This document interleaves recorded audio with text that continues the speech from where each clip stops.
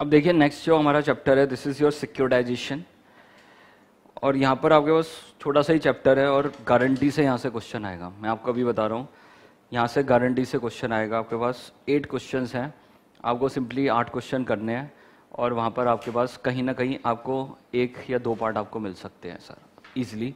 क्योंकि अब अगर नए पोर्शन की बात करें तो नए पोर्शन में एक चैप्टर ये आपके पास है, एक रिस्क मैनेजमेंट है, एक आपके पास स्टार्टअप है। 3 चैप्टर हैं जो आपके नए पोर्शन में है, तो उसमें तीनों में से एक एक क्वेश्चन तो कंफर्म है सर। ठीक है, तो देखिए sir, this is your study session 7 securitization. तो सबसे पहले हमें ये समझना है कि व्हाट इज़ सिक्योरिटाइजेशन। एक बार पूरा ये इसका कॉन्सेप्ट समझ लेते हैं और फिर उसके बाद डिस्कस करते हैं। देखिए this is securitisation.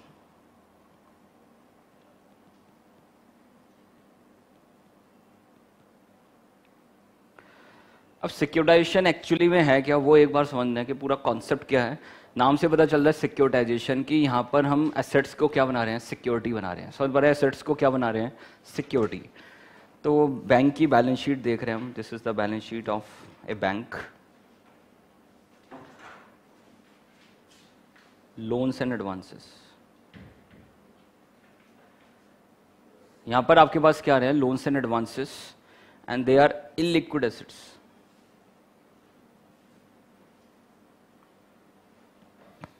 Illiquid assets क्यों बोल रहे हैं, बिकॉज इनकी मैच्योरिटी कब है, 1 साल 2 साल 3 साल 5 साल 10 साल के बाद। समझ पा रहे हैं, मैच्योरिटी कब है, पैसा कब वापस आएगा सर आपके पास। देख लीजिए, या तो वो धीरे धीरे आएगा 5 सालों तक 10 सालों तक, this is in the form of installment, और इंस्टॉलमेंट में इंटरेस्ट पोर्शन भी और साथ में आपके पास क्या है, प्रिंसिपल पोर्शन भी है। ठीक है, तो this is your loans and advances and these are illiquid assets. Illiquid assets हैं आपके पास, या डेटर्स हो सकते हैं, स्पेशली लोन्स एंड एडवांसेस की हम बात कर रहे हैं। तो अब वहां पर बैंक क्या करेगा, बेसिकली उसकी बैलेंस शीट बर्डन फील कर रही है। क्यों फील कर रही है, क्योंकि यहाँ पर loans and advances and they are illiquid, और उसका तो काम क्या है कि रेगुलर बेसिस पे लोगों को लोन देना, और यहाँ पर उनके पास कैपिटल है। तो मान लो 100 CR उन्होंने कैपिटल लिया और 100 CR के उन्होंने लोन दे दिए, बात खत्म, बिजनेस खत्म। देख लीजिए, कल को और लोन्स एंड एडवांसेस देने के लिए उनके पास पैसा ही नहीं है, कैपिटल ही नहीं है, तो कैसे वो कैपिटल को क्या करें, अरेंज करें। ठीक है, तो पहले हमें उसका बेस पे समझना है कि वहाँ पर सिक्योरिटाइजेशन की जरूरत क्यों पड़ी, मार्केट में ये पॉपुलर कॉन्सेप्ट क्यों बना, वो पहले हमें समझना है, और फिर हम देख लेंगे कि वहाँ पर सिक्योरिटाइजेशन होता गया एक्चुअली में। ठीक है, तो सबसे पहले उसकी रिक्वायरमेंट क्यों बनी। यहाँ पर दीज आर इलिक्विड एसेट्स। मान लो बैंक ने 100 करोड़ की कैपिटल लिया और लोन्स एंड एडवांसेस भी 100 करोड़ के दे दिए, and they are at different maturities, तो पैसा धीरे धीरे आएगा आपके पास, तो बिजनेस बंद। देख लीजिए, आप आगे तो और कोई लोन दे ही नहीं पाओगे, या तो और कैपिटल रेज करो और तभी आप क्या दे पाओगे, लोन्स एंड एडवांसेस। तो उन्होंने वहां पर उसका एक सिंपल वे आउट निकाला कि उन्होंने इस लोन्स एंड एडवांसेस को they are transfer to the SPV. समझ पा रहे हैं, this is special purpose vehicle. SPV क्या आपके पास, स्पेशल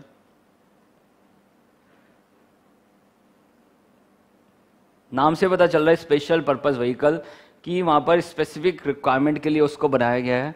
तो वो कॉर्पोरेट हो सकता है, LLPs हो सकते हैं, लिमिटेड लाइबिलिटी पार्टनरशिप्स हो सकते हैं, कॉर्पोरेट हो सकते हैं, कंपनीज एक्ट के अंदर रजिस्टर्ड हो सकते हैं, SPV।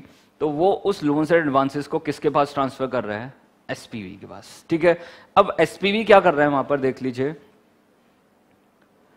उस लोन्स एंड एडवांसेस के बदले में क्या इश्यू कर रहा है, सिक्योरिटीज। क्या इश्यू कर रहा है सर, सिक्योरिटीज। तो उस प्रोसेस को क्या बोलते हैं, सिक्योरिटाइजेशन। सो हमारे इस प्रोसेस को क्या बोलते हैं, सिक्योरिटाइजेशन, कि हम लोन्स एंड एडवांसेस को फाइनली किस में कन्वर्ट कर रहे हैं, this is in the securities, and they will be issued to the investors. किसको दिया जा रहे हैं वो सिक्योरिटीज, इन्वेस्टर्स। और प्रैक्टिकली ये इन्वेस्टर वही लोग हैं जिन्होंने क्या ले रखा है, लोन्स एंड एडवांसेस। प्रैक्टिकली वही लोग हैं ना, तो वही पब्लिक आपके पास देख लीजिए, ऑब्लिगेट्स बोलते हैं इनको यहाँ पर।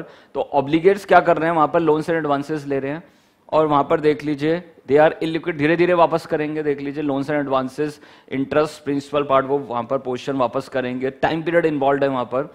तो उस केस में बैंक के पास और कैपिटल चाहिए, उनको और पैसा चाहिए और लोन्स एंड एडवांसेस देने के लिए, तो उन्होंने उसको किसके पास ट्रांसफर किया, SPV, स्पेशल पर्पस व्हीकल।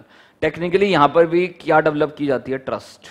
क्या डेवलप की जाती है, trust, to take care the interest of the investor. जो यहाँ पर जो इन्वेस्टर्स हैं उनका जो भी इंटरेस्ट है उसको क्या करे, टेक केयर करे।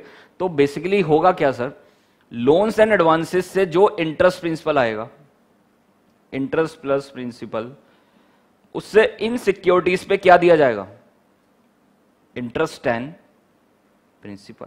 देख लीजिए, तो अब जैसे ही वहां पर सिक्योरिटीज इश्यू करेंगे मार्केट में, तो पैसा किसके पास आ जाएगा, एसपीवी के पास, और एसपीवी वापस किसको ट्रांसफर कर देगी, वापस बैंक को क्या कर देगी, ट्रांसफर कर देगी, और उस तरह से वहां पर पूरा सिस्टम वहां पर रन करने लगेगा।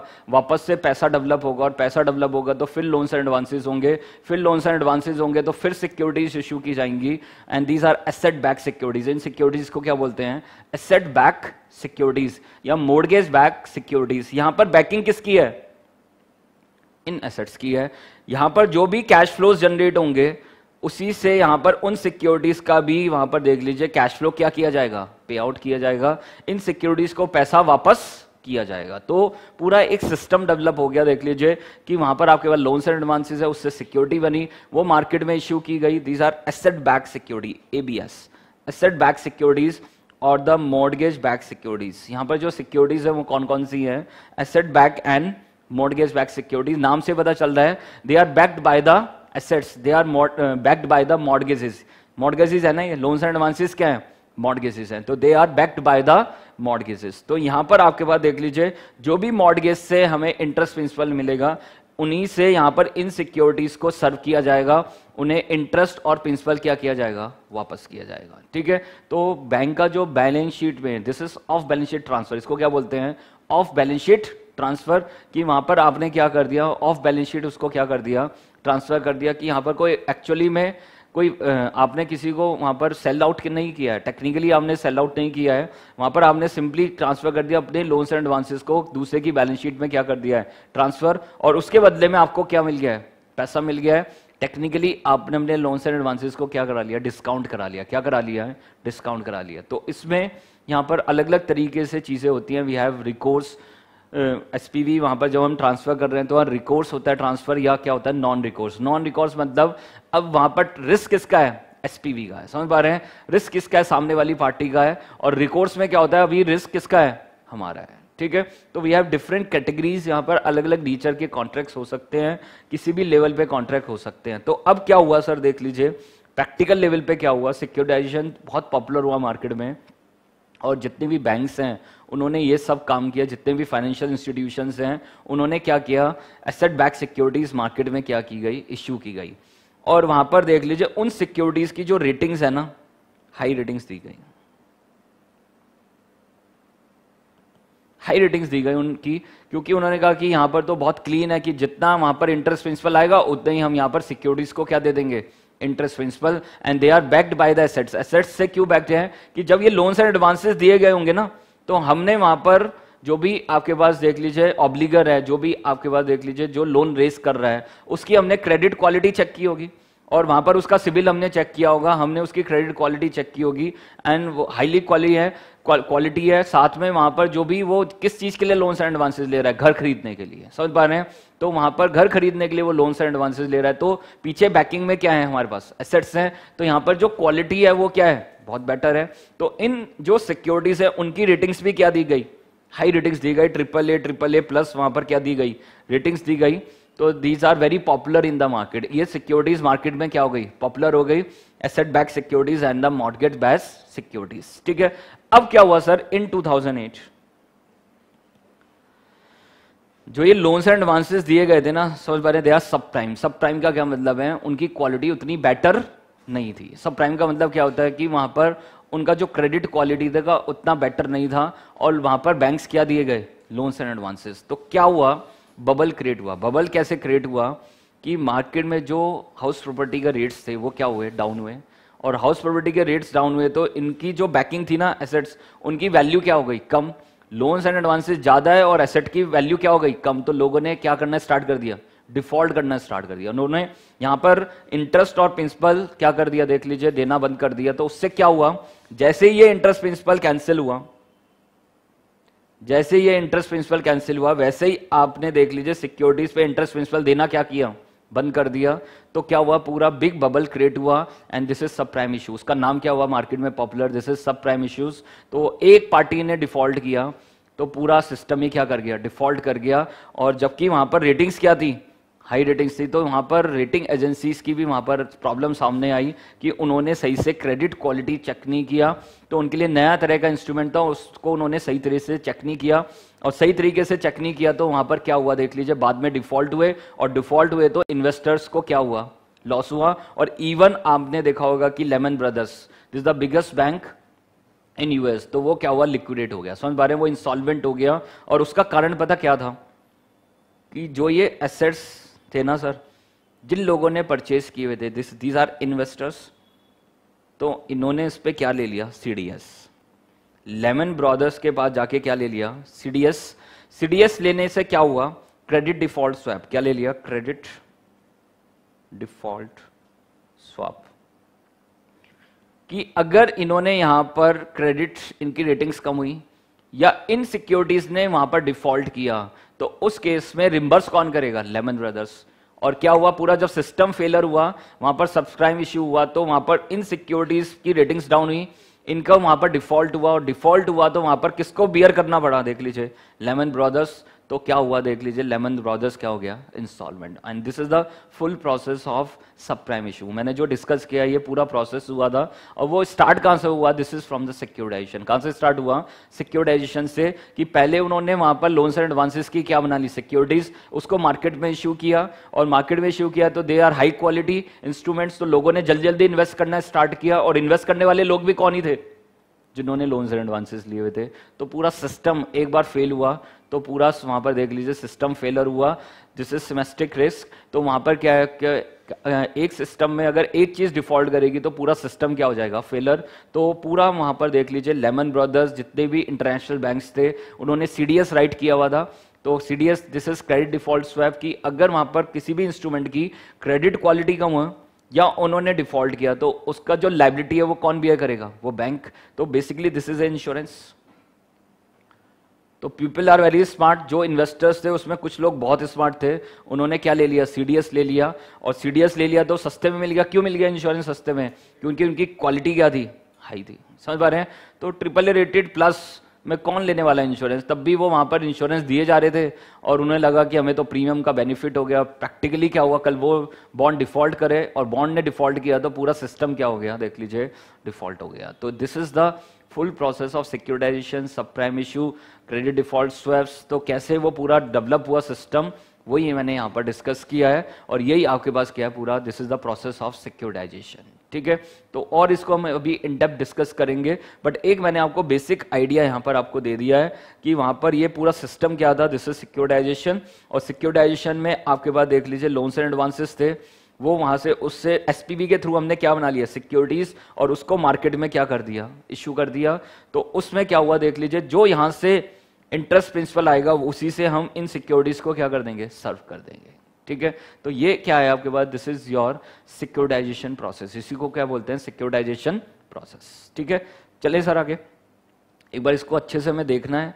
सिंपल चैप्टर है, कुछ भी इसमें डिफिकल्ट नहीं है, सिर्फ टर्म्स हैं, उसको एक बार हमें समझ लेना है, और फिर इसमें कुछ नहीं है। तो आप 2 बार इसको रिवाइज करोगे तो बहुत अच्छे से हो जाएगा, और पॉइंट्स जरूर याद कर लेना। ठीक है, तो की पॉइंट्स एक पेपर पे लिख लेना सब, ठीक है, और रिवाइज कर लेना उनको 2-3 बार, तो क्या हो जाएगा, आपको पॉइंट्स याद आ जाएंगे, फीचर्स याद आ जाएंगे।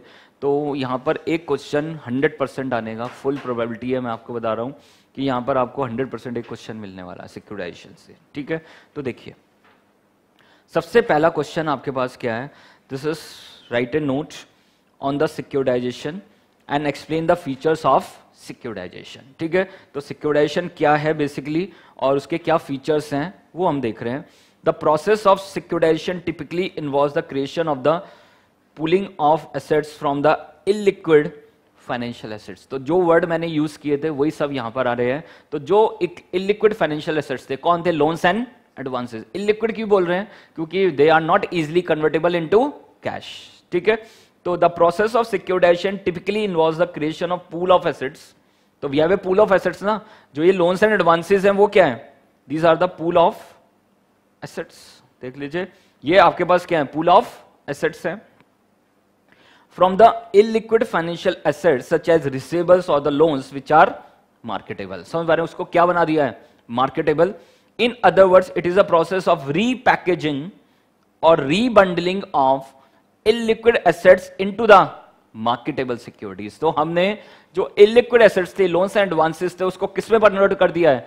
Marketable securities में. And these assets can be automobile loans, credit card receivables, residential mortgages और any other form of future receivables. ठीक है, तो वो लोन्स एंड एडवांसेस क्या है? आपके पास होम लोन्स हो सकते हैं, ऑटो लोन्स हो सकता है, क्रेडिट कार्ड्स हो सकते हैं, तो क्रेडिट कार्ड लोन्स हो सकते हैं, कोई भी वहां पर्सनल लोन्स हो सकते हैं. तो दीज आर इलिक्विड एसेट्स. उसको हमने बंडल किया और उनको क्या बना दिया? Marketable securities. तो उसका नाम क्या हो गया? This is securitization. क्लियर है सर? वर्ड देख लीजिए.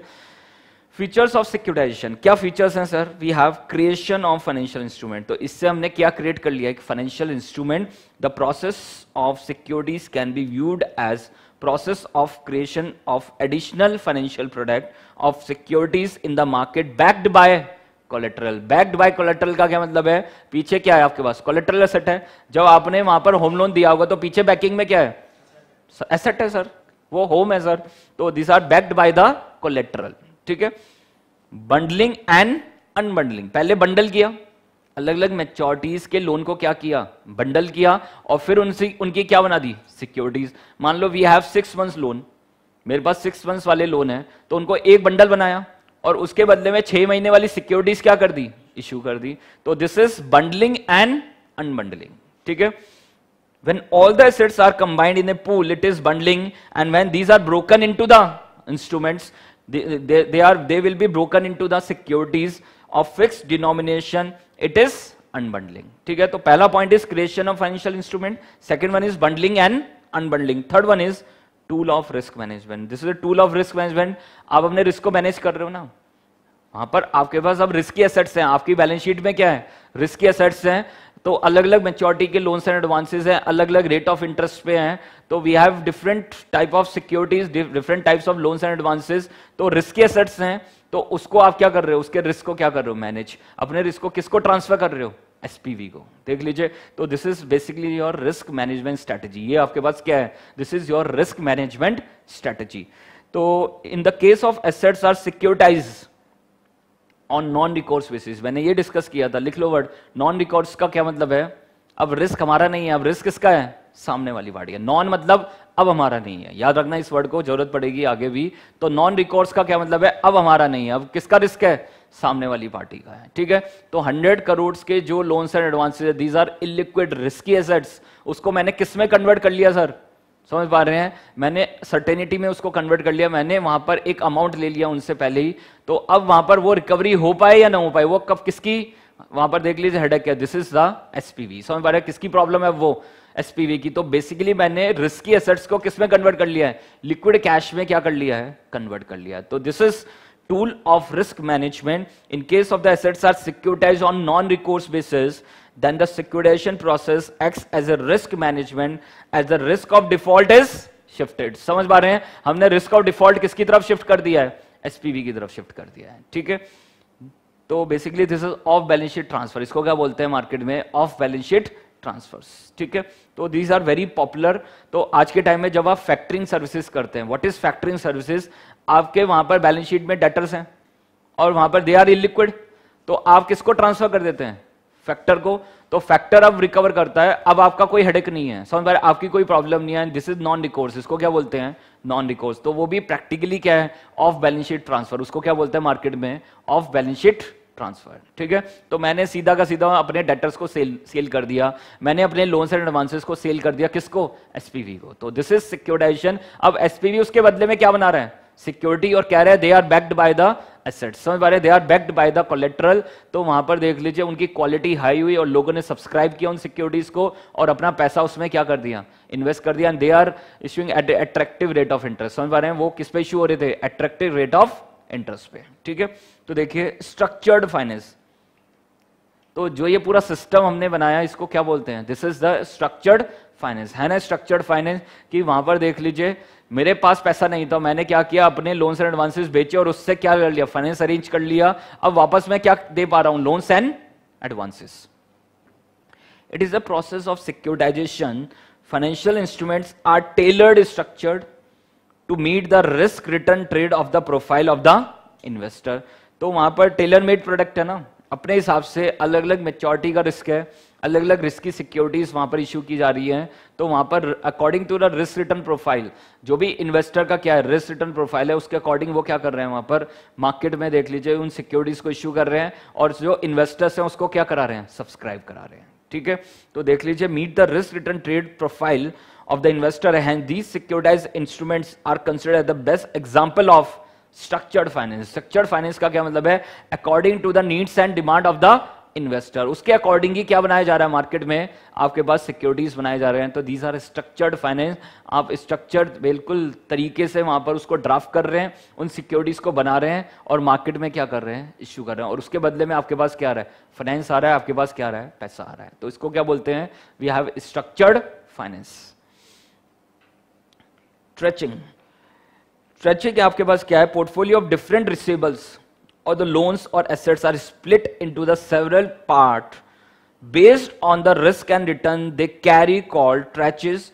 Each tranches carries a different level of risk and return. मैंने अभी बात की, यहां पर जो लोन्स एंड एडवांसेस है ना सर, यहां पर अलग अलग मैच्योरिटीज हैं, डिफरेंट मैच्योरिटीज हैं, डिफरेंट रेट ऑफ इंटरेस्ट है, कोई फ्लोटिंग पे है, कोई फिक्स रेट पे है, कोई लिबॉर पे है, कोई मिबॉर पे है, समझ पा रहे हैं। तो we have different kind of assets, देख लीजिए, तो उनको हमने बंडल करा है। तो बंडल किस हिसाब से क्या है, according to the risk return profile, कि वहां पर देख रहे कितना रिस्क है और कितना वहां पर रिटर्न है, उसके अकॉर्डिंग वहां पर क्या किया, उसको हमने बंडल किया है, और उसके अकॉर्डिंग ही हमने उसको क्या किया है, अनबंडलिंग किया है। ठीक है, उसके अकॉर्डिंग ही हमने उसके बदले में सिक्योरिटीज क्या की हैं, इश्यू किए हैं। तो हर लेवल के देख लीजिए सिक्योरिटीज को क्या बोलते हैं, ट्रेचेस। समझ पा रहे हैं, हर लेवल के सिक्योरिटीज को क्या बोलते हैं, ट्रेचेस। तो पहले मान लो 6 मंथ्स वाली सिक्योरिटी, फिर 3 मंथ्स वाली सिक्योरिटीज हैं, फिर 1 मंथ वाली सिक्योरिटीज हैं। तो हर जो भी हम वहां पर सिक्योरिटीज का बंडल इश्यू कर रहे हैं, तो वो आपके पास क्या बोलते हैं उसको मार्केट में, ट्रेचेस। क्या बोलते हैं उसको मार्केट में, ट्रेचेस। तो हर एक की अलग अलग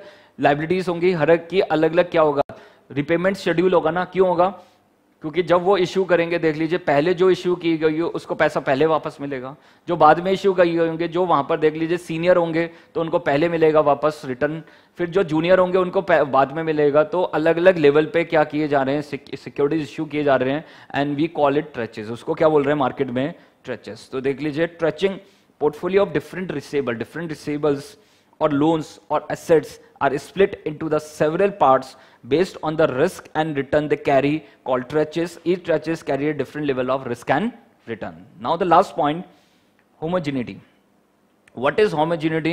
Under each tranches the securities are issued of homogeneous nature. तो यही तो बात हो रहा है, सबका रिस्क रिटर्न क्या है वहां पर, सेम है। तो अगर वहां पर पहला ट्रेचे 1 इश्यू हुआ है तो उसका रिस्क रिटर्न प्रोफाइल क्या है, सेम होगा। जितने भी वहां पर आपके पास सिक्योरिटीज होंगी उनका रिस्क रिटर्न प्रोफाइल क्या होगा, सेम। जब दूसरा ट्रेचे इश्यू किया जाएगा तो वहां पर रिस्क रिटर्न प्रोफाइल क्या होगा, डिफरेंट होगा। तो एक ट्रेचे के अंदर रिस्क रिटर्न प्रोफाइल सब सिक्योरिटीज का क्या होगा, सेम होगा।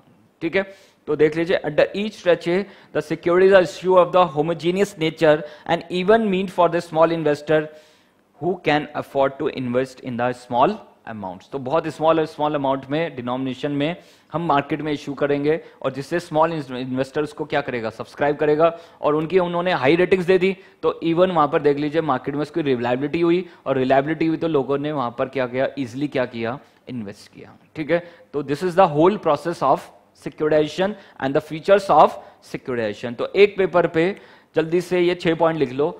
The first one is creation of financial instrument, bundling and unbundling, total of risk management, tool of risk management, structured finance, tracking and homogeneity. तो जब आप इन पॉइंट्स को देखें ना तो आपको इनका पॉइंट ध्यान आना चाहिए। होमोजेनिटी का क्या मतलब था, ट्रेचिंग का क्या मतलब था, स्ट्रक्चर्ड फाइनेंस का क्या मतलब था, टूल ऑफ रिस्क मैनेजमेंट का क्या मीनिंग था, बंडलिंग एंड अनबंडलिंग का मीनिंग क्या था, and creation of the financial instrument उसका क्या मतलब है। ठीक है, क्लियर है सर, एकदम देख लो 100%। तो एक पेपर पे ये 6 पॉइंट लिख लो सर। सिक्योराइजेशन ऊपर लिख लो, securitization question number 1, meaning and features, और उसमें 6 फीचर्स आप लिख लो सर। चलें सर आगे। Now the next one we have question number 2, explain the benefits of securitization from the perspective of both originator as well as investor. तो originator कौन लोग हैं, जो ये पूरे प्रोसेस को इनिशिएट कर रहे हैं, दीज आर बैंक्स, समझ पा रहे हैं, financial institutions. And second one, investor, जो उन सिक्योरिटीज को क्या कर रहा है, सब्सक्राइब कर रहा है, ठीक है। तो originator, this is the benefits of the securitization can be viewed as from the angle of the various parties involve in the transaction. तो देख लीजिए, this is from the point of view of originator, angle of originator. Originator कौन है, entity which sells asset collectively to the SPV. तो मैंने बताया ना, जो बैंक्स हैं, फाइनेंशियल इंस्टीट्यूशंस हैं, दीज आर ओरिजिनेटर। तो कौन कौन सी पार्टीज इन्वॉल्व हैं, तो उसमें सबसे पहला कौन लोग हैं, ओरिजिनेटर है, और बहुत क्लियर लिखा है, entity which sell assets collectively to the SPV. जो वहां पर देख लीजिए एसपीवी को एसेट्स क्या कर रही है, सेल कर रही है, achieves the following benefits from the securitisation. उसको पहला बेनिफिट क्या है, सो मैंने वर्ड यूज किया था ऑफ बैलेंस शीट फाइनेंसिंग या ऑफ बैलेंस शीट ट्रांसफर। समझ पा रहे हैं, आप वहां पर क्या कर रहे हैं, सीधा अपने जो भी डेटर्स हैं, लोन्स एंड एडवांसेस, उसको ट्रांसफर कर रहे हैं, और उसके बदले में आपके पास क्या आ रहा है, पैसा आ रहा है, ठीक है। तो वो जो सिक्योरिटीज इश्यू कर रहा है ना एसपीवी, उससे जो पैसा आएगा पब्लिक से, वो वापस किसको दे रहा है, ओरिजिनेटर को दे रहा है, बैंक्स को दे रहा है, फाइनेंशियल इंस्टीट्यूशंस को दे रहा है। तो उनके पास इजीली फाइनेंस मिल गया ना, अब वो दोबारा अपना बिजनेस चालू कर सकते हैं, अपना बिजनेस वहां पर बन जाएगा ना, क्योंकि पैसा वापस आ जाएगा। उन्हीं लोन्स एंड एडवांसेस से आपने क्या बना लिया, फाइनेंस बना लिया, आपको और कैपिटल लेने की जरूरत नहीं पड़ी, ठीक है। तो बहुत क्लियर था जो हमने डिस्कस किया था, देख लो। तो यहां पर देख लीजिए, कैपिटल लिमिटेड थी उनके पास, तो उन्होंने इसको बेचा एसपीवी को, और एसपीवी ने पैसा वापस किसको दिया, बैंक्स को, फाइनेंशियल इंस्टीट्यूशंस को। तो this is off balance sheet financing. क्या बोलते हैं इसको, ऑफ बैलेंस शीट फाइनेंसिंग, ठीक है। तो देखिए, पहला पॉइंट आपके पास यही है, this is the main benefit of balance sheet financing. When loans receivables are securitized, it release a portion of the capital tied up in these assets resulting in off balance sheet financing leading to improved liquidity position। तो position, liquidity position improve हो गई ना banks की, उनके पास क्या आ गया, liquid cash आ गया, और वापस उससे वो बिजनेस दे सकते हैं, वहां पर लोन्स एंड एडवांसेस मार्केट में दे सकते हैं, ठीक है। तो this is the position which helps expanding the business of the company. तो एग्जैक्टली जो मैं वर्ड यूज कर रहा हूं वही लिखा हुआ है यहां पर, expending the business of the company. तो कंपनी और क्या दे पा रही है, लोन्स एंड एडवांसेस। दूसरा पॉइंट आपके पास क्या है, more specialization in the main business. तो अगर वहां पर देख लीजिए, उनका जो कोर बिजनेस है कुछ और है, और उनके पास कुछ लोन्स एंड एडवांसेस, डेटर्स हैं, तो वहां पर वो फोकस किस पे करना चाहेंगे, अपने मेन कोर बिजनेस पे। तो उसको ऑफ बैलेंस शीट क्या कर देंगे, ट्रांसफर कर देंगे, और उससे कैश क्या कर लेंगे, अरेंज कर लेंगे, उसको अपनी एसेट्स को क्या बना लेंगे, लिक्विड एसेट्स बना लेंगे। By transferring the assets the entity could concentrate more on the core business. जो उनका कोर बिजनेस है, as serving of loan is transfer to the SPV. Further in case of the non recourse, what is non recourse, अब हमारा risk नहीं है, arrangement even the burden of the default is shifted. समझ पा रहे हैं, हमने डिफॉल्ट का बर्डन भी दूसरी पार्टी पे क्या कर दिया है, शिफ्ट कर दिया है, अपने रिस्क को दूसरे की तरफ क्या कर दिया है, शिफ्ट कर दिया। दिस इज रिस्क मैनेजमेंट, इसको क्या बोल रहे हैं, risk management. Help to improve the financial ratios ना, जैसे ही इलिक्विड एसेट्स आपकी बैलेंस शीट से हटेंगी, तो आपकी जितनी भी फाइनेंशियल रेशियोज हैं वो क्या होंगी, इंप्रूव होंगी। तो this is the main benefit, पहला benefit of balance sheet transfers, more specialization in the main business and help to improve his financial ratios, especially in case of financial institutions and bank. It helps to manage the capital to weighted asset ratio effectively. तो ये तो हमने discuss किया ही था merger acquisitions में, this is capital to risk weighted assets. और जब risk weighted assets balance sheet में होंगी नहीं, तो रेशियो ऑटोमेटिकली क्या हो जाएगा, इंप्रूव हो जाएगा। तो याद है ना sir, what is risk weighted assets, capital to risk weighted assets.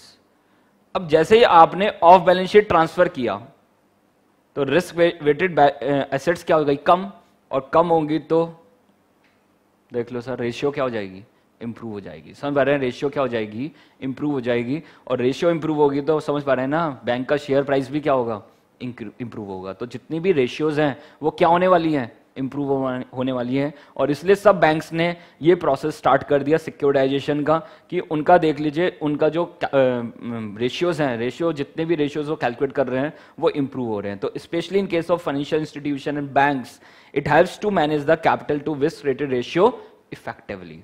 And the last one, reduce the borrowing cost. Since securitized papers are traded due to the credit announcement, even they can also be issued at a reduced rate as of debt, and hence the obligators unsafe spread resulting in reduced cost of borrowing. अब sir सुनो sir ध्यान से इस point को. अब ये जो loans and advances थे वो पता क्या थे, दिस इज एट मान लो 10%. कितने पे थे? 10% पे. तो आपको कितना मिलना था? 10%. ठीक है. अब आपको ये लोन जो इंटरेस्ट है किसको भी देना है? सिक्योरिटीज पे. देख लीजिए, आपको जो ये इंटरेस्ट है किस पे भी देना है? सिक्योरिटीज पे भी. तो आपको क्या देना है? इंटरेस्ट एंड प्रिंसिपल वापस करना है. तो अब इनकी क्वालिटी क्या है? हाई क्वालिटी है. और हाई क्रेडिट क्वालिटी होगा सर, तो आपको रेट ऑफ इंटरेस्ट कम देना पड़ेगा, ज्यादा कम देना पड़ेगा. तो उधर लोन्स एंड एडवांसेस पे आप कितना अर्न कर रहे हैं? 10%. और इधर आप कितने पे दे रहे हैं? 6% पे.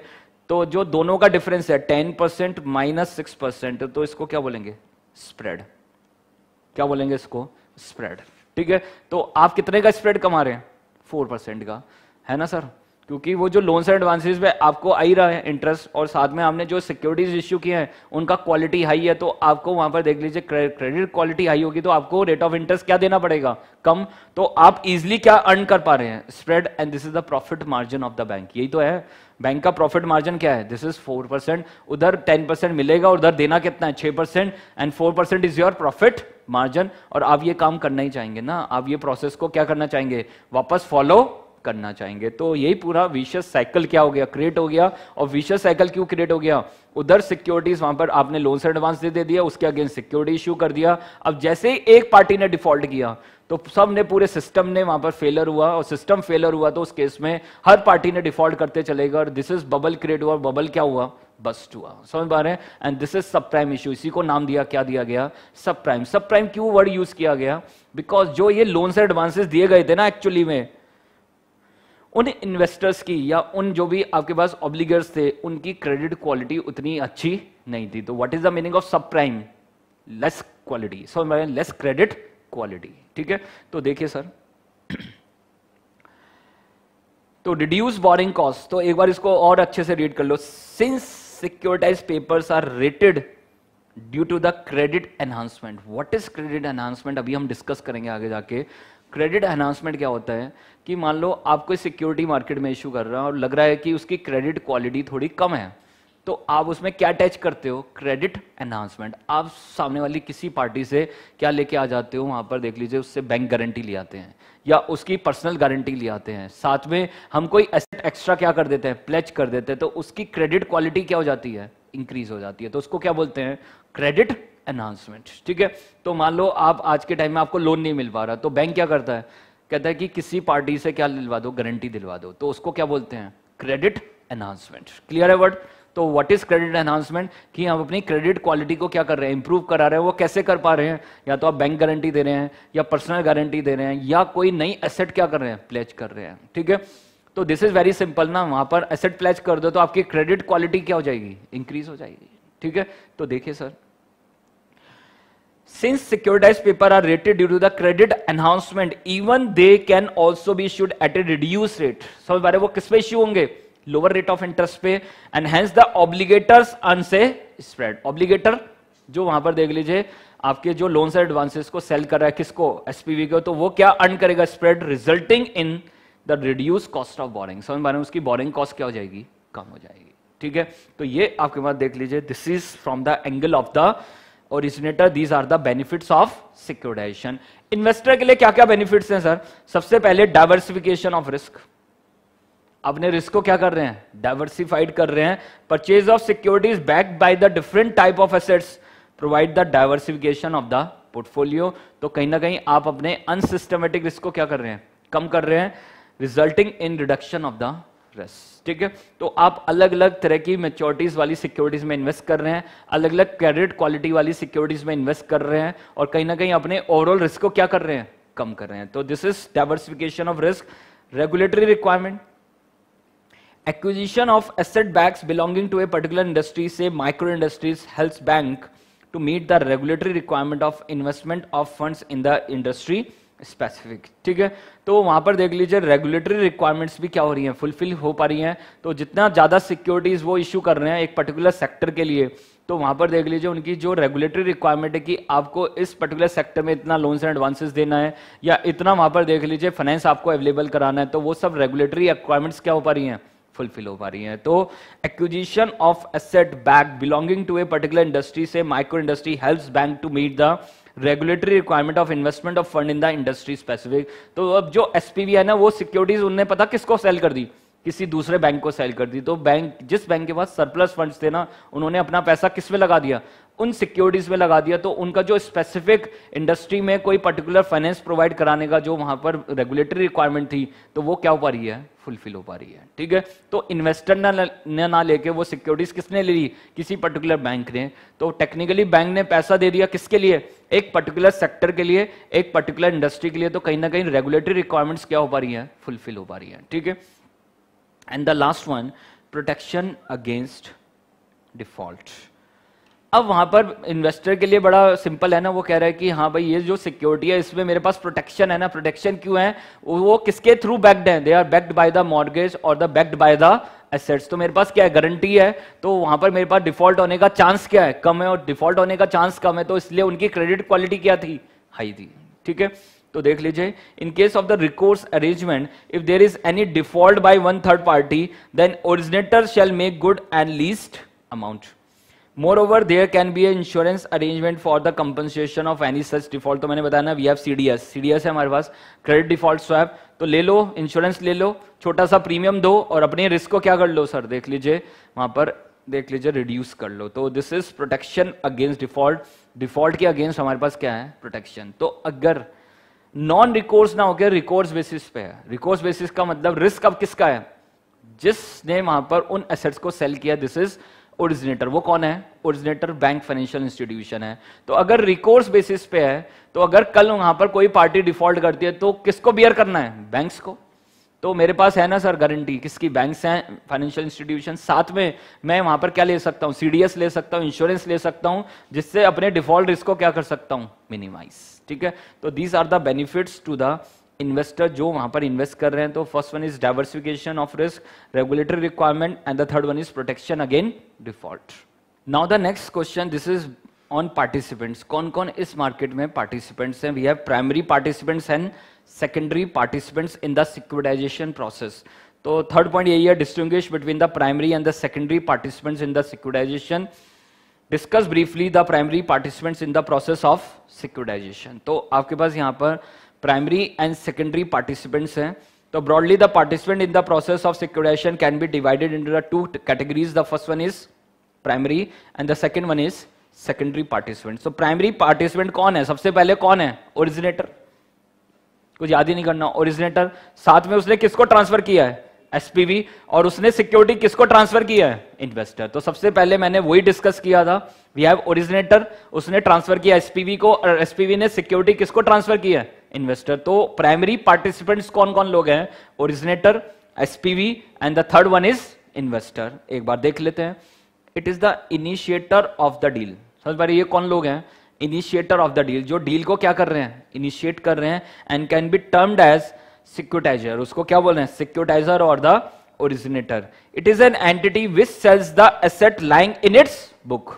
ये वो एंटिटी है जिसके बुक्स में क्या रखे हुए हैं, loans and advances, and receives the funds generated through the sale of such assets. और वो वहां पर देख लीजिए फंड्स जनरेट कर रही है through the sale of such assets. The originator transfer both legal as well as beneficial interest to the SPV, and this is discuss later. वो आपको दिखेगा आगे के क्वेश्चंस में भी कि वहां पर वो क्या करेगा, उसका लीगल टाइटल है वो भी ट्रांसफर कर देगा, और उसका जो बेनिफिशियल इंटरेस्ट है, बेनिफिशियल इंटरेस्ट क्या है, इंटरेस्ट एंड प्रिंसिपल जो मिलेगा वो भी किसको ट्रांसफर करेगा, एसपीवी को। ठीक है, तो अब वो जो मिलेगा ना लोन्स पे, जो लोन्स एंड एडवांसेस पे इंटरेस्ट प्रिंसिपल मिलेगा, वो टेक्निकली डायरेक्टली किसको मिलेगा, एसपीवी को मिलेगा। ठीक है, तो बीच में ट्रस्ट होती है to take care the interest. समझ पा रहे हैं, बीच में ट्रस्ट बना देते हैं जिससे कोई वहां पर देख लीजिए कि कोई भी डिफॉल्ट ना हो पाए। ठीक है, SPV. Now the next point is SPV, also called SPV, special purpose vehicle, is created for the purpose of execution the deal। तो डील कौन एग्जीक्यूट कर रहा है, SPV। वही तो मार्केट में सिक्योरिटी क्या कर रहा है, इश्यू कर रहा है। Since issuer originator transfer all the rights in the assets to the SPV, it holds the legal title of these assets। जबकि लीगल टाइटल तो किसके पास है, उसी के पास है ना। It is created especially for the purpose of securitization only and normally could be in the form of a company, a firm or a society or a trust. तो SPV क्या क्या हो सकता है, किस फॉर्म में हो सकता है? कंपनी की फॉर्म में हो सकता है, फर्म की फॉर्म में हो सकता है, सोसाइटी बना सकते हैं, ट्रस्ट बना सकते हैं, किसी भी तरह से वहां पर उसको डेवलप कर सकते हैं. The main objective of creating the SPV to remove the assets from the balance sheet of the originator. उसकी बैलेंस शीट से वो लोन्स एंड एडवांसेस हटाना है और कहां पर ट्रांसफर करना है? SPV की बैलेंस शीट में. Since SPV makes an upfront payment to the originator, it holds the key position in the overall process of the securitization. Further, it also issues the securities. These are asset-backed securities and the mortgage-backed securities. किसको? Investor को. ठीक है, तो जो हमने discuss किया है exactly वही लिखा हुआ है. Now the last point, investor. तो they are the final point पे देख लीजिए कौन लोग हैं. Investors are the buyers of the securitized paper which may be an individual हो सकते हैं, इंस्टीट्यूशनल इन्वेस्टर्स हो सकते हैं, HNIs हो सकते हैं, म्यूचुअल फंड्स हो सकते हैं, प्रोविडेंट फंड्स हो सकते हैं, insurance companies, mutual fund, financial institution, कोई भी हो सकता है इन्वेस्टर.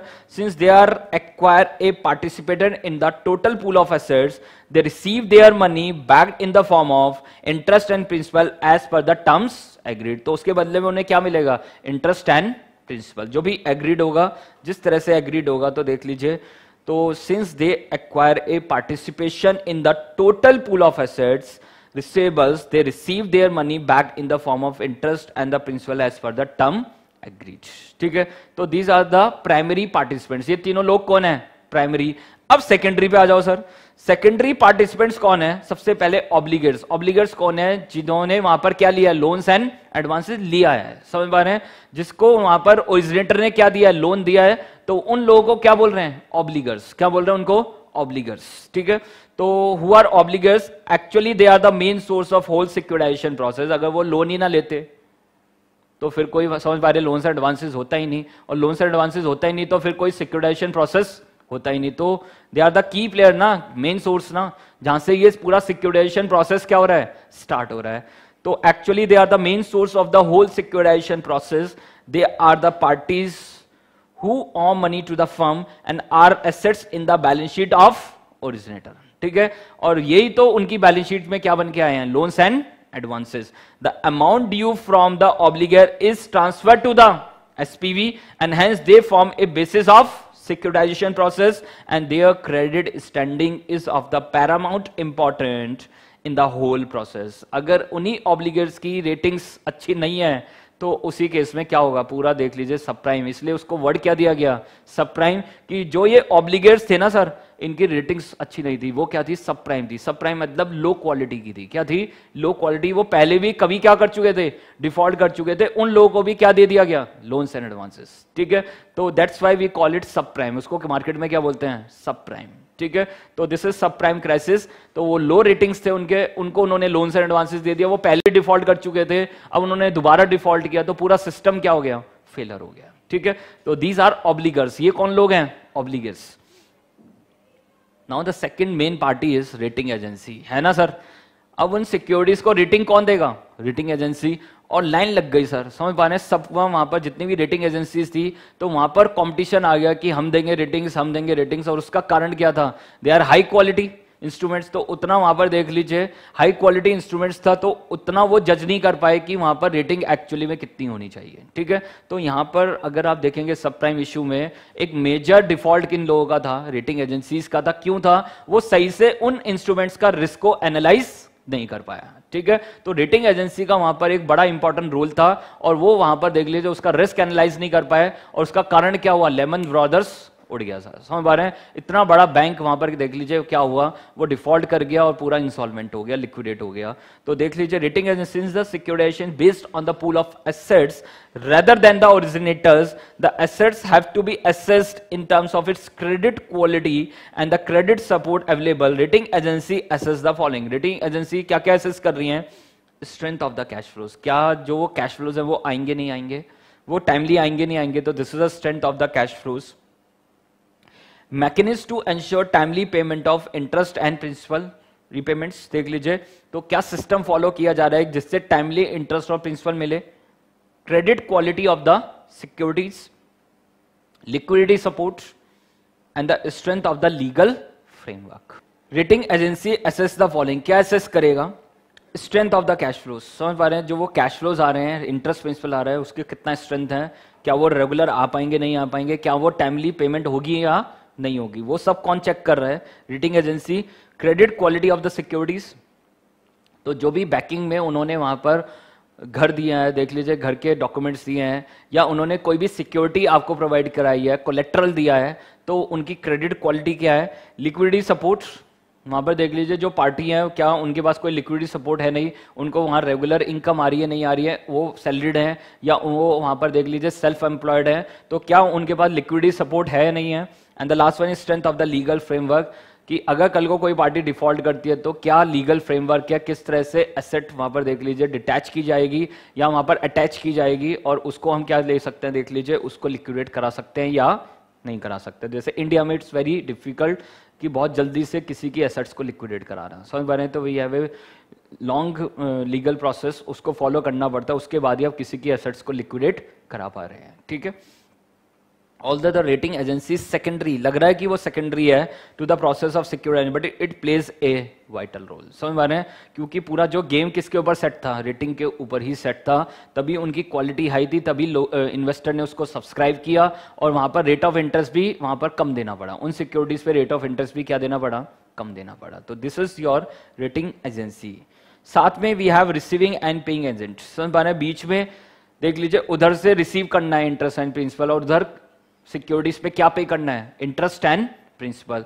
तो we have receiving and paying agent, समझ पा रहे हैं? बीच में कौन है? रिसीव कर रहे हैं जो इंटरेस्ट प्रिंसिपल, और साथ में किसको दे रहे हैं? जिन्होंने सिक्योरिटी सब्सक्राइब की थी उनको क्या दे रहे हैं? Interest and principal. तो देखिए, ऑल्सो कॉल्ड सर्विसर और the administrator, it collects the payment due from the obligors, obligor से जो पेमेंट ड्यू है, जिनको आपने लोन्स एंड एडवांसेस दिया उनकी इंटरेस्ट प्रिंसिपल ड्यू है, उनसे क्या लेना? Interest principal, and passes it to the SPV, और किसको देना?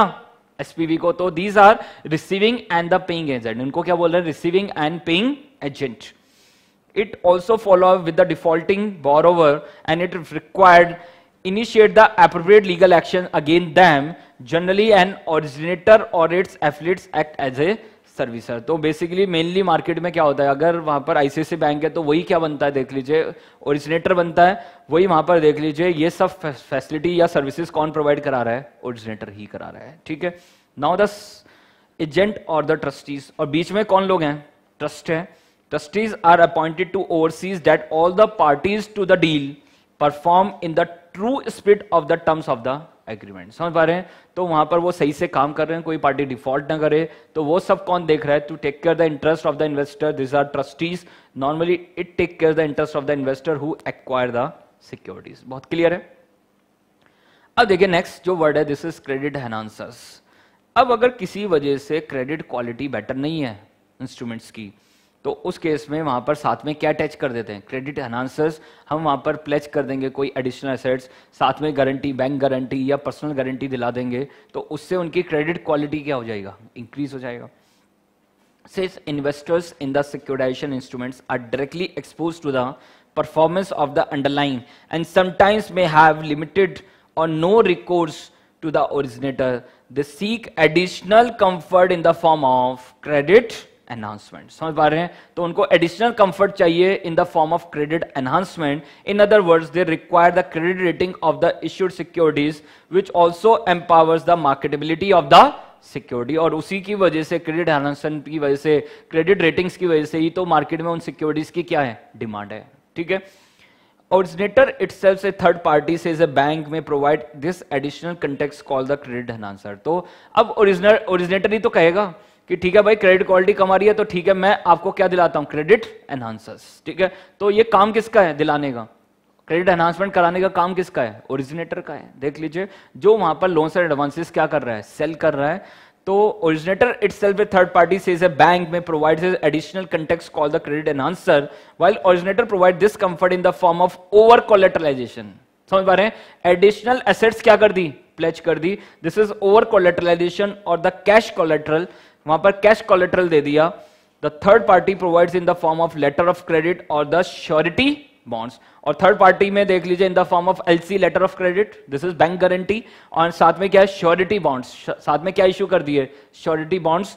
तो दिस इज क्रेडिट एनहांसमेंट, इसको क्या बोलते हैं मार्केट में, credit enhancement. And the last one is स्ट्रक्चरर। स्ट्रक्चरर कौन लोग हैं, इट ब्रिंग्स टुगेदर द, समझ पा रहे हैं, इन सबको एक साथ लेके आने वाले लोग कौन है, structure, and these are investment bankers. समझ पा रहे हैं कौन लोग हैं, इन्वेस्टमेंट बैंकर्स।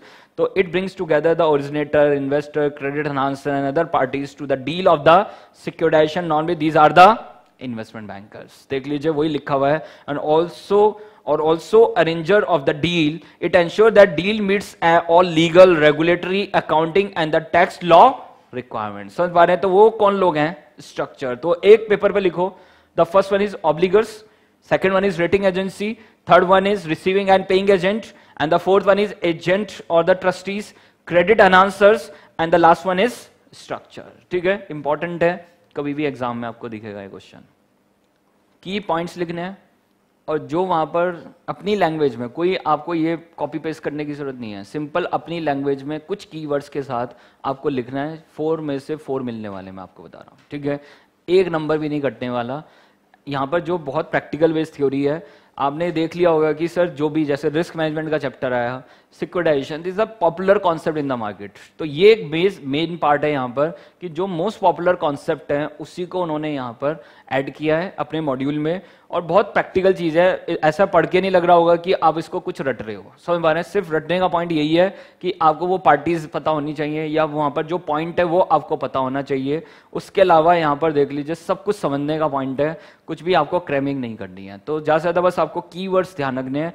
तो वहां पर कौन कौन सी पार्टीज हैं, we have structure, credit enhancers, agents, trustees, receiving paying agents, rating agency and the obligates. Now the next point. अब इस पूरे सिक्योराइजेशन प्रोसेस में क्या प्रोसेस फॉलो किया जा रहा है, वैसे मैं ऑलरेडी डिस्कस कर चुका हूं, बट फिर भी यहां पर स्पेशलाइज तरीके से एक सिस्टमैटिक वे में स्टेप्स वाइज लिखा हुआ है। तो एक बार देख लेते हैं सर इसको, अदरवाइज पूरा प्रोसेस मैंने स्टार्टिंग में ही डिस्कस कर लिया था आपसे। ठीक है, तो देखिए sir, question number 4, discuss briefly the steps involve in the securitization mechanism. क्या क्या स्टेप्स हैं यहां पर। तो सबसे पहला स्टेप क्या है, creation of pool of assets. सबसे पहले क्या करेंगे, बंडलिंग करेंगे। बंडलिंग मतलब creation of pool of assets. The process of securitisation begins with the creation of pool of assets bye segregation of assets backed by similar type of mortgage in the terms of interest rates, risk, maturity and the concentration units। तो उनको अलग अलग basis पे क्या बना लेंगे, bundling कर लेंगे। समझ पा रहे हैं, this is bundling of assets, creation of pool of assets. फिर क्या है, अब उस पूल को किसको ट्रांसफर कर देंगे, एसपीवी को। Transfer to SPV, one assets has been pooled, they are transfer to the SPV specially created for this purpose. अब देख लीजिए एसपीवी क्या करेगा, उससे सिक्योरिटी बनाएगा और किसको ट्रांसफर कर देगा, investor. Sale of securitized papers. SPV designs the instrument based on the nature of interest, risk, tenure, etc. based on the pool of assets. These instruments can be pass-through securities and pass-through certificates. तो अभी आप देखेंगे we have PTS and PTC. Pass through certificates and pass through securities. तो यहां पर आपके पास दो तरह से, दो फॉर्म में वो क्रिएट करेगा, एक पास through certificates and pass through securities. अभी डिस्कस करेंगे what is PTS and what is PTC, pass through certificates and the pass through securities में छोटा सा एक डिफरेंस है, बस वो हमें समझना है। ठीक है, आगे एडमिनिस्ट्रेशन ऑफ एसेट्स। अब वहां पर देख लीजिए जो भी एसेट्स हैं उनको क्या करना है, एडमिनिस्ट्रेट करना। एडमिनिस्ट्रेशन ऑफ एसेट्स इज सब contracted back to the originator which collect the principal and interest. तो रिसीविंग एंड पेइंग एजेंट है ना, तो वहां पर बेसिकली वापस किस पे जाना पड़ रहा है, ओरिजिनेटर। वो उधर से इंटरेस्ट प्रिंसिपल लेगा और वापस किसको देगा, एसपीवी को।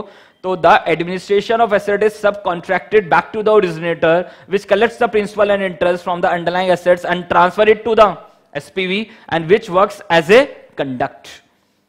रिकोर्स टू द ओरिजिनेटर, समझ पा रहे हैं, रिकोर्स टू द ओरिजिनेटर। अगर वहां पर नॉन रिकोर्स है तो रिस्क किसका है, एसपीवी का, बट अगर वो रिकोर्स बेसिस पे है तो रिस्क किसका है, ओरिजिनेटर का ही है। Performance of the securitized paper depends upon the performance of the underlying asset and unless specified in case of default they go back to the originator from the SPV. समझ पा रहे हैं, तो वापस किस पे पहुंच जाएंगे, वो ओरिजिनेटर पे, बट वो क्या होना चाहिए, रिकोर्स बेसिस पे होना चाहिए। अगर नॉन रिकोर्स बेसिस पे है तो फिर रिस्क किसका है, एसपीवी। जो भी वहां पर टेक केयर करेगा वो कौन करेगा, एसपीवी। बट अगर रिकोर्स बेसिस पे है तो वापस किस पे जाना पड़ेगा, ओरिजिनेटर पे। रिपेमेंट्स ऑफ फंड्स देख लीजिए, SPV will repay the funds in the form of interest and principal that arises from the asset pool. तो वो क्या करेगा, इन्वेस्टर को क्या रिपे करेगा, interest and principal. And the last one is credit ratings to the instrument. तो rating agencies वहां पर क्या दे रही हैं, ratings. Sometimes before the sale of securitized instrument, credit ratings can be done to assess the risk of the issuer. The mechanism of the security diagram में इसको बता दिया गया है। तो देख लो सर एक बार डायग्राम से। सबसे पहले आपके पास कौन है, ओरिजिनेटर। कौन लोग हैं, ओरिजिनेटर। और वो वहां पर लोन को क्या कर रहे हैं, सेल कर रहे हैं। समझ पा रहे हैं, लोन्स को क्या कर रहे हैं, सेल कर रहे हैं। किसको सेल कर रहे हैं, एसपीवी को। समझ पा रहे हैं, किसको सेल कर रहे हैं, एसपीवी को। और एसपीवी वहां पर देख लीजिए वो किसको इश्यू कर रहा है, दिस इज टेक्निकली बीच में कौन होता है, ट्रस्टी। मैंने बताया ना बीच में कौन लोग होते हैं, ट्रस्टी। तो वो एसपीवी ट्रांसफर ऑफ इट्स किसको कर रहा है, ट्रस्टी को। और ट्रस्टी किसको दे रहा है, इन्वेस्टर को। Disburse revenues to the investor. तो वहां पर देख लीजिए जो फंड है यहां पर लोन सेल करेगा एसपीवी को, और उसके बदले में एसपीवी इसको क्या दे देगी, फंड। और एसपीवी फंड कहां से जनरेट करेगा, मार्केट में सिक्योरिटीज को सेल आउट करके। तो principal and interest minus servicing fees, revenues from the डेब्ट सिक्योरिटीज, यहां से डेब्ट सिक्योरिटीज से रेवेन्यू आएगा। तो वहां पर आपके पास पूरा प्रोसेस क्या किया जा रहा है, फॉलो किया जा रहा है। इधर से पैसा लेंगे और किसको ट्रांसफर कर देंगे, देख लीजिए आपके पास वापस किसको दे देंगे, इन्वेस्टर को दे देंगे। तो प्रिंसिपल इंटरेस्ट यहां से मिलेगा और वापस किसको दे देंगे, इन्वेस्टर। और इन्वेस्टर उसके बदले में सिक्योरिटी इश्यू होने के बदले में यहां पर एसपीवी को पैसे देगा, और एसपीवी किसको दे देगा, ओरिजिनेटर को। तो ये प्रोसेस चलता रहेगा इन तीनों के बीच में। और बीच में कौन है, ट्रस्टीज हैं, और साथ में कौन लोग हैं, क्रेडिट एनहांसर्स हैं। वो वहां पर क्रेडिट क्वालिटी को क्या कर रहे हैं, इंप्रूव कर रहे हैं। ठीक है, तो these are the parties involve and this is the process under the securitization. ठीक है, अब नेक्स्ट आपके पास यहां पर क्या है, these are the problems faced in the growth of the securitization of the instrument specially in the Indian context. Indian context में what are the problems faced in the growth of the securitization process, कि securitization में यहां पर क्या क्या problem आ रही है, समझ पा रहे हैं। And the first problem is stamp duty. और आपको पता ही है कि मार्केट में अगर जब भी कोई सिक्योरिटीज इश्यू हो रहे हैं तो वहां पर भी क्या देनी पड़ रही है, स्टैम्प ड्यूटी। तो जैसे आप घर परचेज कर रहे हैं, होम परचेज कर रहे हैं, तो वहां पर क्या देनी पड़ रही है, stamp duty. On the same ground यहां पर भी जब कोई भी कंपनी सिक्योरिटीज इश्यू कर रहा है तो उसको क्या देना पड़ रहा है, स्टैम्प ड्यूटी। समझ पा रहे हैं, तो this is the major problem. Stamp duty is one of the obstacle in India under the transfer of property act 1882, a mortgage डेप्ट stamp duty which even goes up to 12% in some state of India, and this impeded the growth of the securitization in India. तो आपको क्या देनी पड़ रही है, आपके पास stamp duty. It should be noted that since pass-through certificate does not evidence any debt, only able to disable, they are exempted from the stamp duty. समझ पा रहे हैं, वो वहां पर आपके पास क्या है, they are exempted from the stamp duty. Moreover in India, recognizing the special nature of the securitized instrument in some state has reduced the stamp duty on them. समझ पा रहे हैं, तो उन्होंने उस पर स्टैम्प ड्यूटी क्या की है, रिड्यूस की है। Taxation, taxation is the another area of concern in India. In the absence of any specific provision relating to the securitized instrument in the income tax, experts opinion differ a lot. Some are of opinion that in SPV as a trustee is liable to be taxed in the representative capacity, then other are in the view that instead of SPV, investor will be taxed on their share of income. Clarity of also required on the issue of the capital gain implication on passing payment to the investors. समझ पा रहे हैं, तो basically taxation से related भी clarity नहीं है in relation of the pass through securities और द पास थ्रू सर्टिफिकेट। समझ पा रहे हैं, जो भी यहाँ पर सिक्योरिटीज इश्यू की जा रही हैं उससे रिलेटेड टैक्सेशन बेनिफिट्स नहीं है, साथ में उस पर क्लैरिटी नहीं है कि किस पॉइंट पे आपका टैक्स क्या होगा, अराइज होगा। ठीक है, तो ये आपके पास these are the problems. Accounting problem है, accounting and reporting of securitized assets in the books of the originator is another area of concern. Although securitization is stated to an off-balance sheet instrument, but in the true sense, receivables are removed from the originator balance sheet. Problem arises especially when the assets are transferred without recourse. ठीक है, अगर आपने assets को transfer किया without recourse तो उस case में accounting problem भी है। तो ऑफ बैलेंस शीट ट्रांसफर्स का पूरा आपके पास देख लीजिए ट्रीटमेंट है, गाइडेंस नोट है आपके पास कि आप ऑफ बैलेंस शीट ट्रांसफर्स कैसे करेंगे, उसको कैसे अपनी बैलेंस शीट में क्या करेंगे, शो करेंगे। ठीक है, लैक ऑफ स्टैंडर्डाइजेशन, यहाँ पर कोई भी स्टैंडर्डाइजेशन प्रोसेस नहीं है. Even the originator follows on format for the documentation and the administration have lack of the standardization is an another obstacle in the growth of the securitization. In educate डेप्ट market, तो ये तो सबसे बड़ी problem है India में. आपके पास जितना भी, अगर आप डेप्ट की बात करें तो उसके लिए आपके पास यहाँ पर कोई स्पेसिफिक एक्सचेंज नहीं है, उसके लिए स्पेसिफिक सेकेंडरी मार्केट नहीं है. तो this is the problem. Primary तो है, आप इश्यू तो कर लेंगे, दिस इज प्राइमरी मार्केट, बस उसको वापस ट्रेड कराने में दिक्कत हो रही है बिकॉज यहाँ पर उतना डेप्ट मार्केट इतना मैच्योर नहीं हुआ है. वहां पर देख लीजिए उसके लिए उतनी फैसिलिटीज नहीं है, सेकेंडरी मार्केट नहीं है. तो lack of existence of the well-developed debt market in India is an another obstacle that hinders the growth of the secondary market of the securitized or the asset-backed securities. And the last one is ineffective foreclosure laws. क्या हैं आपके पास? For last many years, there are efforts are going in an effective foreclosure, but still foreclosure laws are not supportive to the lending institution. तो foreclosure मतलब बंद करने वाला law, समझ पा रहे हैं? जैसे बैंक्रप्सी आया तो दीज आर फोरक्लोजर लॉस. इनको क्या बोलते हैं मार्केट में? Foreclosure laws. को डील को क्लोज करने वाले लॉ नहीं है, ठीक है.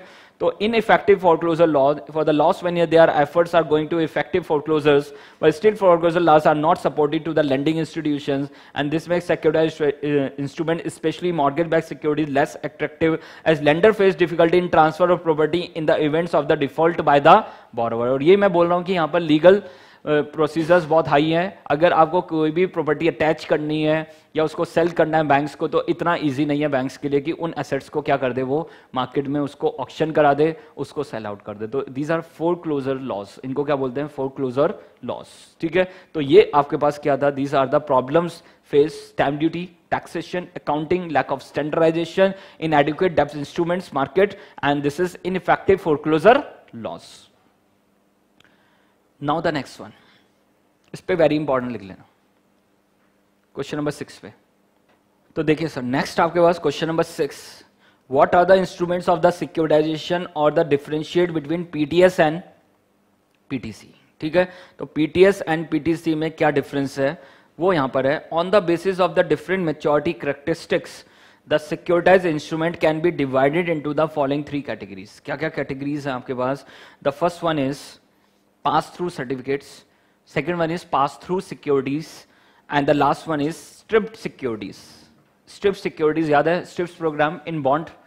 स्ट्रिप प्रोग्राम में क्या था कि वहां पर इंटरेस्ट अलग कर देंगे और प्रिंसिपल अलग कर देंगे, तो interest only and principal only securities. तो वही है आपके पास स्ट्रिप सिक्योरिटीज. ठीक है, तो 3 तरह के इंस्ट्रूमेंट यहां पर क्या किए जा रहे हैं, इश्यू किए जा रहे हैं.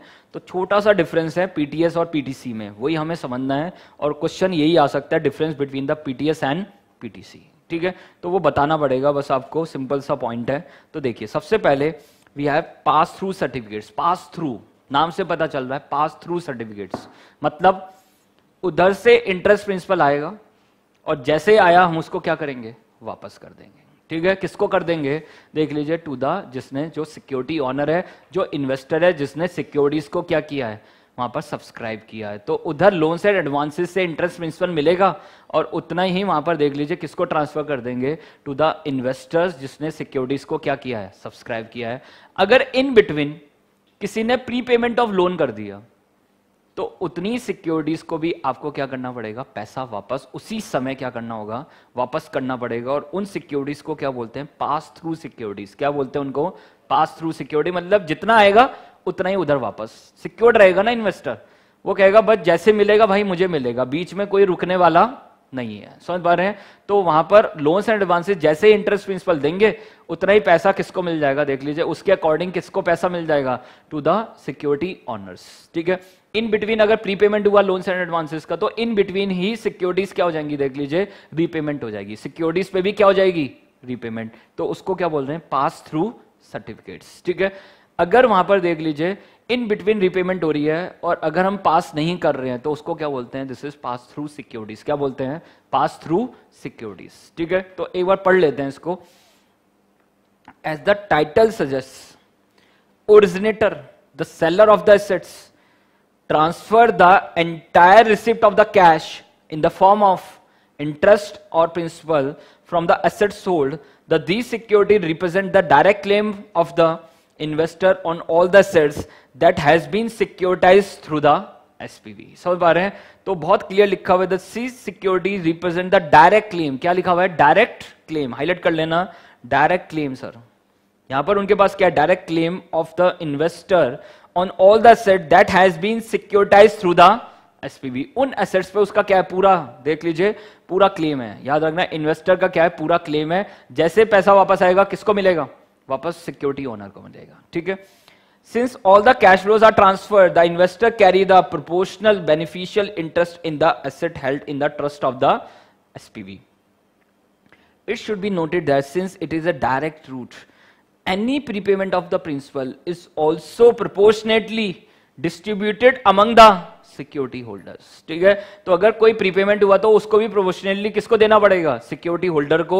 Further, due to this characteristics on completion of the securitization by the final payment of the asset, तो जैसे ही फाइनल पेमेंट होगी लोन्स एंड एडवांसेस की, वैसे सिक्योरिटीज भी क्या हो जाएंगी? लिक्विडेट हो जाएंगी। क्या हो जाएंगी? सिक्योरिटीज भी क्या हो जाएंगी? बायबैक हो जाएंगी, या कह सकते हैं हम लिक्विडेट हो जाएंगी। Of all the assets terminated simultaneously, ये लिखा हुआ है, of all the assets terminated simultaneously. Skewness of the cash flow occurs in the early stage if the principal are repaid before the scheduled time। अब अगर ध्यान से देखो sir, बीच में प्रिंसिपल रिपेमेंट हो गया सारी, मान लो 5 साल के लिए लोन था, आपने 2 साल के बाद ही क्या कर दी? प्रीपेमेंट कर दिया, तो आपको सिक्योरिटीज को भी क्या करना पड़ेगा? जो उस बंडल की जो सिक्योरिटीज थी उसको भी क्या करना पड़ेगा? रीपेमेंट करना पड़ेगा। तो इसको क्या बोलते हैं? Skewness of cash flows. क्या बोलते हैं? Skewness. Why we call it skewness? In the normal distribution क्या बोलते हैं? नॉर्मली डिस्ट्रीब्यूशन, नॉर्मल तरीके से आपके पास रीपेमेंट होती रहेगी, बट यहां पर क्या स्क्यूड है। समझ पा रहे हैं? आपको पहले ही क्या मिल गए हैं? कैश फ्लोज, तो इसको क्या बोलते हैं? Skewed curve. क्या बोलते हैं इसको? Skewed curve. ठीक है। तो this is the skewness of the cash flows. समझ आया ना वर्ड का मीनिंग? स्क्यूड क्यों बोल रहे हैं? क्योंकि आपको पहले ही अनइवन कैश फ्लोज हो गए ना। स्क्यूड का क्या मतलब है? Uneven cash flows. ठीक है। कभी मिल गया, कभी नहीं मिला। समझ पा रहे हैं? These are uneven cash flows. Skewness of the cash flow occurs in the early stage of the principal are repaid before the scheduled time। समझ पा रहे हैं? शेड्यूल टाइम से पहले ही आपके पास क्या आ जाएगा? पैसा। और पैसा है तो आपको सिक्योरिटीज को भी क्या करना होगा? पास थ्रू करना होगा। क्या करना होगा? पास थ्रू करना होगा। ठीक है। तो दिस इज योर पीटीसी। क्या बोल रहे हैं उसको? पास through certificates. Now the next one is pass through securities, PTS. अब पीटीएस में एक एक्स्ट्रा फीचर आ गया कि अब आपको उनको इन्वेस्टर को बीच में वापस करने की जरूरत नहीं है। अगर in between loans and advances पे प्रीपेमेंट हुई तो आप उस पैसे का क्या कर सकते हैं? और सिक्योरिटीज क्या कर सकते हैं? इश्यू कर सकते हैं, उसको यूटिलाइज कर सकते हैं, उससे यील्ड क्या कर सकते हैं? जनरेट कर सकते हैं। क्या जनरेट कर सकते हैं? यील्ड जनरेट कर सकते हैं। तो this is the difference, this is the core difference between the PTS and PTC. ठीक है। तो एक बार देखिए sir, as mentioned earlier, since PTCs all cash flows are passed to the performance of the securitized asset to overcome this limitation, highlight करना, to overcome this limitation and the limitation to the single mature, there is another structure, this is PTS। समझ पा रहे हैं? दूसरा structure आपके पास क्या है? PTS। in contrast to the PTC, in PTS SPV debt security is backed by the assets and hence it can be restructured different tranches from the various maturities of the receivable। तो in between अगर पैसा आ गया तो वापस करने की जरूरत नहीं है सर, आपको रिफंड करने की जरूरत नहीं है सिक्योरिटीज को, आप उसको यूटिलाइज कर सकते हैं, आप उससे अदर सिक्योरिटीज क्या कर सकते हैं? इश्यू कर सकते हैं। समझ पा रहे हैं? तो बीच में आपको कैश फ्लो को रीडिस्ट्रीब्यूट करने की जरूरत नहीं है। देखो सर, यही लिखा हुआ है, in contrast to the PTC in PTS, SPV debt security is backed by the assets and hence it can restructure different tranches, अलग restructures कर सकते हैं different tranches from the various maturities of the receivable। In other words, these structures permit desynchronization। एक होता है synchronization मतलब सबको मिलाना, और desynchronization मतलब सबको अलग अलग करना, of servicing of the securities issued from the cash flow generation from the assets। ठीक है। तो अगर कोई भी कैश फ्लो जनरेट होगा तो वहां पर हम अलग अलग सिक्योरिटीज को क्या कर सकते हैं? वहां पर रीपेमेंट्स कर सकते हैं। Further this structure also permits the SPV to reinvest the surplus funds for the short term as per their requirement. अगर सिक्योरिटी नहीं भी इश्यू करनी है, कोई रीपेमेंट नहीं भी करनी है, तो आप उस सरप्लस पैसे को क्या कर सकते हैं? दूसरे एरिया में क्या कर सकते हैं? इन्वेस्ट कर सकते हैं। ठीक है। तो हाईलाइट कर लेना है, पूरा पैराग्राफ इंपॉर्टेंट है सर, इसको अच्छे से हाईलाइट कर लेना। Since in the pass through all cash flows immediately in PTS in case of the early retirement of the receivables plus cash can be used for the short term yield.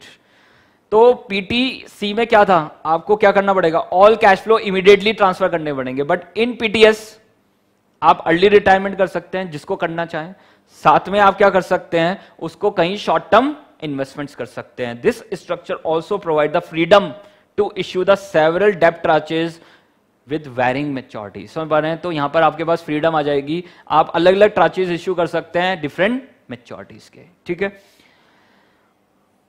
Third one is stripped securities. What is stripped? नाम से पता चल रहा है, strips program separate trading of the registered interest principal securities. तो वहां पर जब हम सिक्योरिटी इश्यू कर रहे हैं तो इंटरेस्ट अलग कर रहे हैं और उसका प्रिंसिपल क्या कर रहे हैं, अलग कर रहे हैं. तो जो इंटरेस्ट लेने में इंटरेस्टेड है वो इंटरेस्ट में इन्वेस्ट कर रहा है, और जो प्रिंसिपल लेने में इंटरेस्टेड है वो सिर्फ किस में इन्वेस्ट कर रहा है, प्रिंसिपल. मैंने कहा था zero coupon bonds are very popular in the market, तो यहां पर भी उन्होंने क्या बना दिया, उसका जीरो कूपन बॉन्ड. तो जो वहां पर वो सिक्योरिटाइजेशन प्रोसेस के थ्रू सिक्योरिटी इश्यू कर रहे हैं, तो उसमें भी वो स्टिफ सिक्योरिटीज इश्यू कर रहे हैं. इंटरेस्ट ओनली सिक्योरिटीज अलग हैं, प्रिंसिपल ओनली सिक्योरिटीज क्या अलग है. Principal only securities are just like zero coupon bond, वो हमें पता ही है.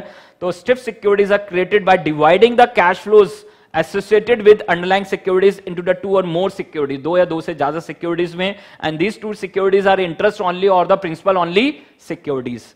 And as each investor receives a combination of principal and interest, it can be stripped into the two portion of interest and principal. Accordingly, the holder of the interest only, जिसके पास सिर्फ interest है, receives only interest. तो जिसके पास interest only securities है, तो जब loans and advances पे interest मिलेगा तो उसको भी इंटरेस्ट दे दिया जाएगा, और प्रिंसिपल ओनली में जब प्रिंसिपल मिलेगा तो उनको क्या दे दिया जाएगा, प्रिंसिपल. लिंक कर पा रहे हैं ना सर? तो देख लीजिए, interest only security receives only interest while PO principal only security holder receives only principal. Being highly volatile in the nature, these securities are less preferred by the investors. तो लिख दिया उन्होंने less preferred, but practically zero coupon bonds are the very popular instrument in the market. समझ पा रहे हैं? क्योंकि वहां पर बीच में कोई कैश फ्लो नहीं मिलने वाला, सीधा लास्ट में क्या मिलेगा, cash flow. In case of the yield to maturity in the market rises, याद है वाइटम इंक्रीजेस. ठीक है, तो इंटरेस्ट ज्यादा मिलेगा. समझ पा रहे हैं? मार्केट रेट ऑफ इंटरेस्ट बढ़ जाएगा तो इंटरेस्ट क्या मिलेगा, ज्यादा, बट बॉन्ड की वैल्यू क्या हो जाएगी, कम. प्रिंसिपल वैल्यू क्या होने वाली है, कम. In case of yield to maturity in market rises, PO price, PO क्या है, principal only price tends to fall. याद है ना? As YTM increases value of the bond decreases, as borrower prefers to postpone the payment on the cheaper loans. देख लीजिए, तो जैसे market में रेट ऑफ इंटरेस्ट बढ़ेगा तो वहां पर देख लीजिए वो क्या करेगा, borrower prefers to postpone the payment on the cheaper loan. समझ पा रहे हैं? सस्ते लोन पे क्यों प्रीपेमेंट करे, कोई प्रीपेमेंट नहीं करने वाला, सब वेट किसका करेंगे, मैच्योरिटी पे. Whereas if interest rate in the market falls, अगर मार्केट में रेट ऑफ इंटरेस्ट गिर गए तो क्या होगा, the borrower tends to repay the loan as per the prefer to borrow fresh at a lower rate of interest. याद है ना, callable bond, puttable bonds, exactly वही है. ठीक है.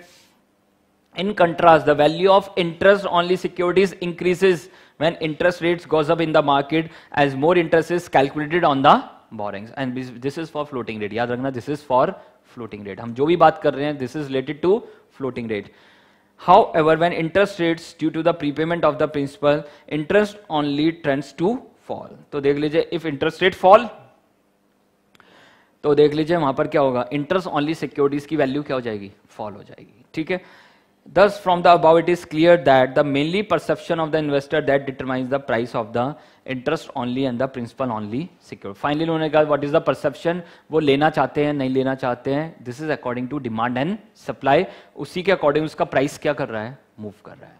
ठीक है. तो देख लीजिए, we have three types of instruments. The first one is pass through certificates, pass through securities, and the third one is stripped securities. ठीक है. Now the next point. How the pricing of the securitized instruments are done. समझ पा रहे हैं कैसे वहां पर उसकी प्राइसिंग क्या की जा रही है, सेट की जा रही है. ठीक है.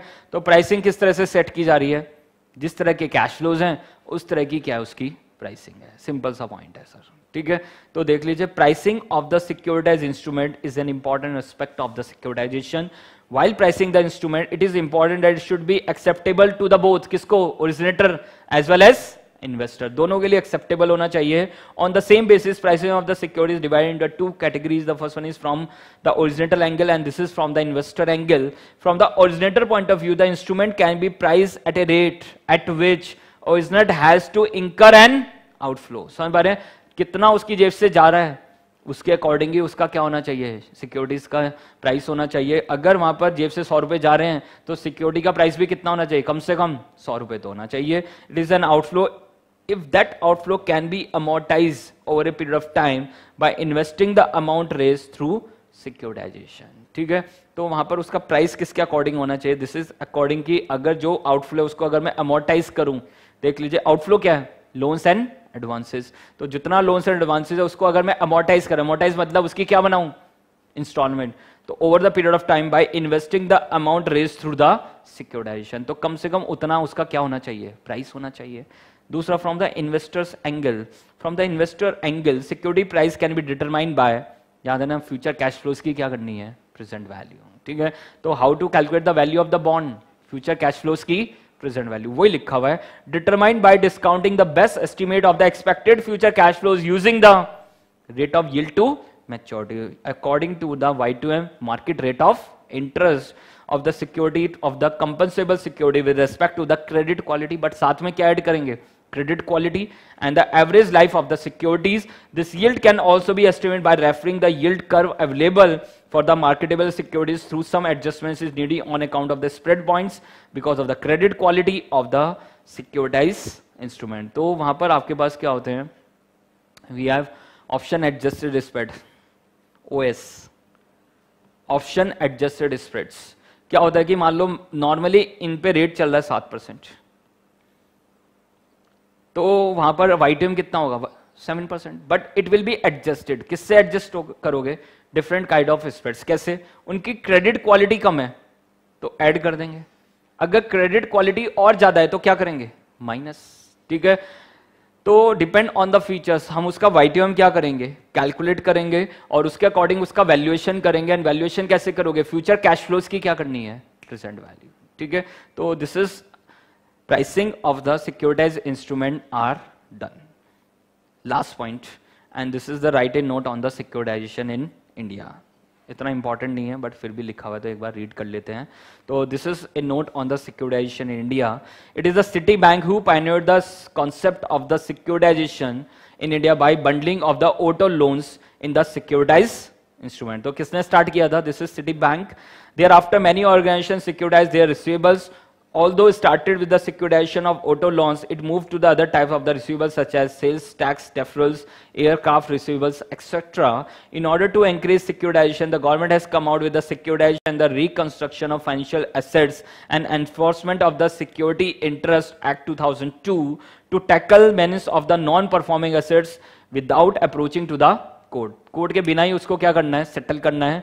With the growing sophistication of the financial product in the Indian capital market, securitization has occupied an important place and mention about through initial started with the loan auto loan receivables. It will become an important source of funding for the microfinance companies and the NBFCs, and even nowadays commercial mortgage backed securities are also emerging. The important highlights of the scenario of the securitization in Indian market is that it dominated by the few players, ICICI Bank, HDFC Bank, NHP, etc. As a report of the CRISIL, securitization transaction in India scored to the highest level of approximation 70,000 crores in the financial year 2016. In order to further enhance the investor base in the securitized debt, SEBI allows FPI to invest in the securitized debt of unlisted companies up to a certain limit.